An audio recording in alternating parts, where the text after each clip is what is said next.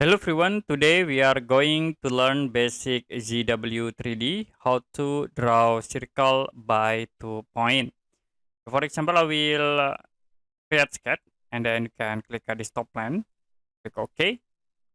Now we draw rectangle as example and you can set in here width and height into 100, and for height 100, press enter and then click OK to apply.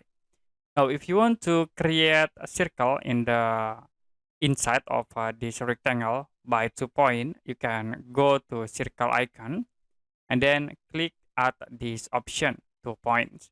Now you need to set for the first point. I will click in here, and the second point we click at this point. So we create circle by 2 point. So you can click circle and then choose 2 point option. Specify for the first point, I will click in it, and then second point, I will click at this point. Click OK to apply. Okay, that's it for basic ZW3D, how to draw circle by 2 points.